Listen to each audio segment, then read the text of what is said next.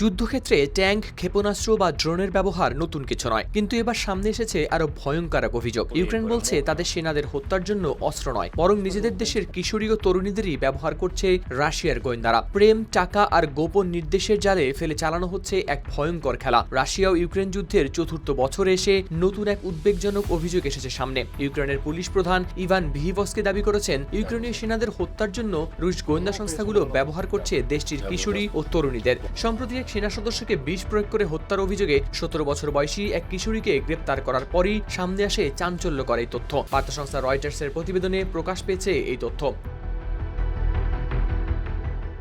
গেল বুধবার ইউক্রেনের সংবাদ মাধ্যম সেন্সর.নেটকে দেয়া এক সাক্ষাৎকারে পুলিশ প্রধান জানান, চলতি বছর এ ধরনের 6টি হত্যাকাণ্ড পরিকল্পনা করা হয়েছিল। এর মধ্যে একটি হামলা ঘটার আগেই তা প্রতিহত করতে সক্ষম হয়েছে আইন শৃঙ্খলা বাহিনী। তার দাবি, রাশিয়ার বিশেষ গোয়েন্দা সংস্থাগুলো দূর থেকেই পুরো পরিকল্পনা পরিচালনা করছে, আর মাঠ পর্যায়ে কাজ করছে ইউক্রেনেরই কিছু নাগরিক। তিব্বত কদুর তেল চুলকে করে শক্ত আর মজবুত, ঠান্ডা মাথায় ভালোবাসার জয়। পুলিশ প্রধানের ভাষ্য অনুযায়ী টেলিগ্রাম সহ বিভিন্ন মেসেজিং প্ল্যাটফর্মে যোগাযোগ করা হয় তরুণীদের সঙ্গে। তাদের দ্রুত ও সহজে অর্থ উপার্জনের প্রলোভন দেখানো হয়। এরপর ডেটিং ওয়েবসাইটের মাধ্যমে ইউক্রেনীয় সেনাদের সঙ্গে সম্পর্ক গড়ে তোলার নির্দেশ দেওয়া হয়। এমনকি দেখা করার জন্য বাড়ি ভাড়ার খরচও বহন করেন রুশ নিয়োগকারীরা। ভিহিভস্কি আরো বলেন, এরপর সেনাদের খাবার বা পানীয়ের সঙ্গে ম্যাথাডন নামের শক্তিশালী ব্যথানাশক ওষুধ মিশিয়ে দেওয়ার নির্দেশ দেওয়া হয়। অতিরিক্ত মাত্রায় এই ওষুধ মানুষের মৃত্যুর কারণ হতে পারে। গেল সপ্তাহে পশ্চিম ইউক্রেনের ঝিতোমির অঞ্চল থেকে 17 বছর বয়সী এক কিশোরীকে গ্রেপ্তার করা হয়।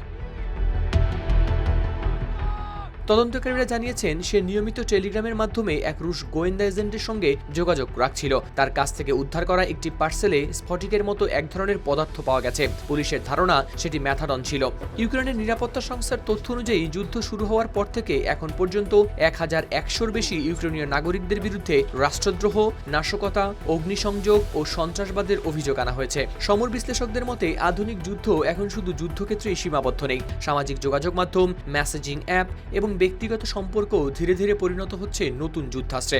একসময় যুদ্ধ মানেই ছিল বন্দুক আর বোমার লড়াই, কিন্তু এখন অভিযোগ উঠছে প্রেম, বিশ্বাস আর অর্থের প্রলোভনকেও অস্ত্র হিসেবে ব্যবহার করা হচ্ছে। আর যদি ইউক্রেনের এই অভিযোগ সত্যি হয়ে থাকে, তাহলে আধুনিক যুদ্ধের সবচেয়ে ভয়ঙ্কর ফ্রন্টলাইন হয়তো আর যুদ্ধক্ষেত্রে নয়, বরং মানুষের ব্যক্তিগত সম্পর্কের ভেতরেই তৈরি হচ্ছে।